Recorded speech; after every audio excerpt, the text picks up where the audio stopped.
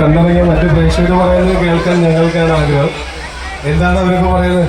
എല്ലാവരും ഒരു അടിപൊളി, ഞങ്ങളെ ലോകമെമ്പാടും എത്തിച്ചെന്നാണ് പറയുന്നത്. സന്തോഷം.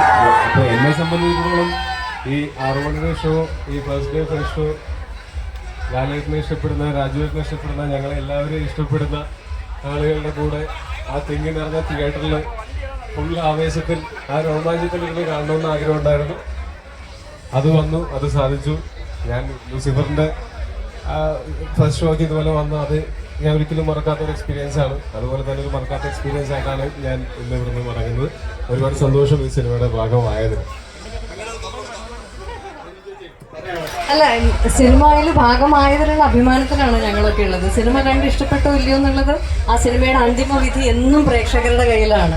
പ്രേക്ഷകർക്കൊക്കെ ഇഷ്ടപ്പെട്ടുകൊണ്ടിരിക്കുകയാണെന്നാണ് മനസ്സിലാക്കുന്നത്. ഈ വലിയ സ്വപ്നം മലയാള സിനിമയ്ക്ക് വേണ്ടി കാണുകയും അതിനെ സത്യമാക്കുകയും ചെയ്ത വലിയൊരു ടീമുണ്ട്. നമ്മുടെ പ്രിയപ്പെട്ട ലാലേട്ടനുണ്ട്, രാജു ഉണ്ട്, മുരളി ഗോപിയുണ്ട്. അപ്പോൾ ഇതിനെല്ലാം പിന്തുണയും കൊടുത്ത ആന്റണി ചേട്ടനുണ്ട്, ഗോപാലൻ സാറുണ്ട്. പിന്നെ ഈ സിനിമയിൽ ഭാഗമായിട്ടുള്ള എല്ലാവരുടെയും കൂടിയാണ് ഈ ഒരു സന്തോഷവും വിജയവും ഒക്കെ. പ്രതീക്ഷിക്കാത്ത രീതിയിൽ ലോകമെമ്പാടും ഏറ്റെടുത്തിരിക്കുകയാണ്. ഇപ്പോൾ സിനിമയുടെ ഫസ്റ്റ് റിവ്യൂ വരുമ്പോൾ ലോകമെമ്പാടും ഏറ്റെടുക്കുമ്പോൾ അത് തന്നെയാണ് സിനിമ. ഇനി സിനിമയുടെ 3ാം ഭാഗത്തിന് വേണ്ടിയാണ് പ്രേക്ഷകർ കാത്ത്. അങ്ങനെയാണ് സിനിമ നിർത്തിയിരിക്കുന്നത്. അതെ, ഞാനും കാത്തിരിക്കുക. Thank you very much. ഇവർക്കൊന്ന് വഴിയൊരുക്കി കൊടുക്കുക. ഏറ്റവും ഇഷ്ടപ്പെട്ട ഒരു സിനിമയായി തന്നെ മാറിയിരിക്കുന്നു എമ്പുരാൻ. ലോകമെമ്പാടുമുള്ളവർ ഈ സിനിമ ഏറ്റെടുത്തിരിക്കുന്നു എന്ന് വേണം നമുക്ക് പറയാൻ.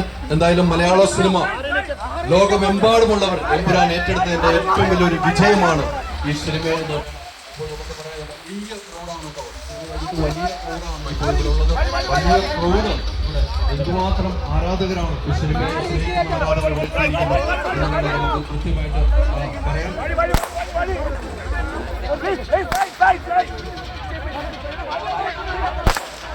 എന്തായാലും ടോബിയും പറഞ്ഞതുപോലെ ഇനി 3ാം ലോകത്തിന്റെ മലയാളികൾ